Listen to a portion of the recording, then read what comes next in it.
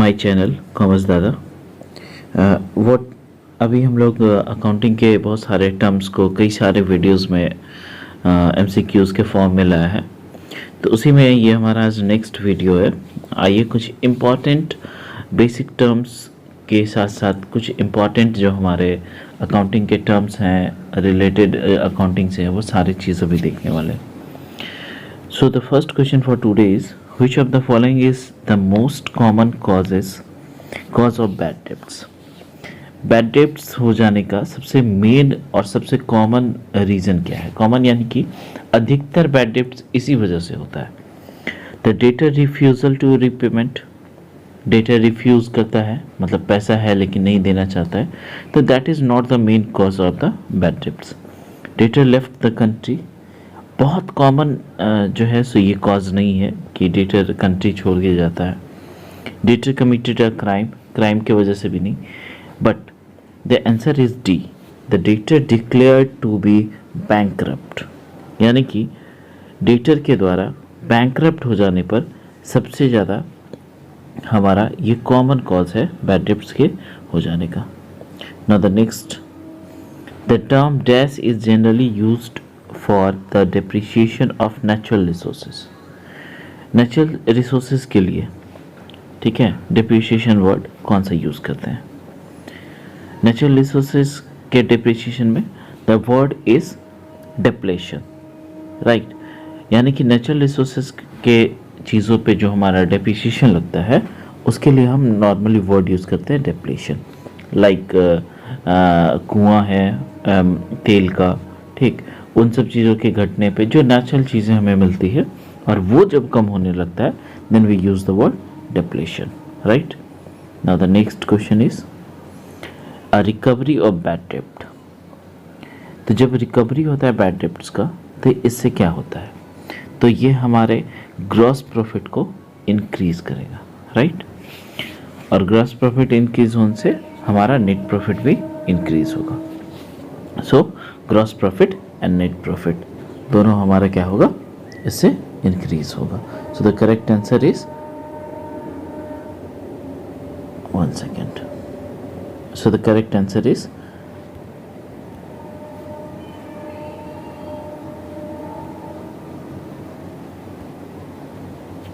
increase gross profit and gross net. Okay, next is, which of the following is a biological asset? देखिए, biological asset means जो biologically द्वारा हमें मिलता है, तो simply that is not land, not building and not environment.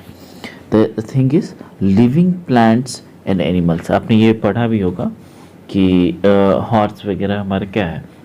Asset है। तो उसी तरीके से ये बायोलॉजिकल है। प्लांट्स वगैरह भी, प्लांट्स जिससे हमें बहुत सारा पैसा मिलता है, they all are assets and they are known as a biological assets. Now the next video, next question, an increase in the value of fix assets is referred to as.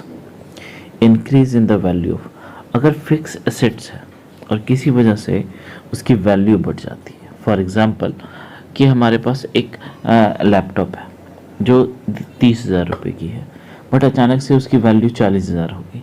क्योंकि ये अचानक से इसकी वैल्यू जो increase हो रही है उसके बहुत सारे रीज़न हो सकते हैं, लाइक डिमांड बढ़ गया हो, या फिर ड्यू टू इन्फ्लेशन डिफ्लेशन, कुछ ऐसा टर्म कंडीशन बना कि वो वस्तु मार्केट में अभी है नहीं और सिर्फ उसी की डिमांड चल रही है, या फिर कोई सीजन है, कोई भी एबनॉर्मल नॉर्मल कोई भी रीजन हो, तो फिक्स एसेट्स के ऊपर वो जो प्राइस बढ़ जाता है, that is called the appreciation, right.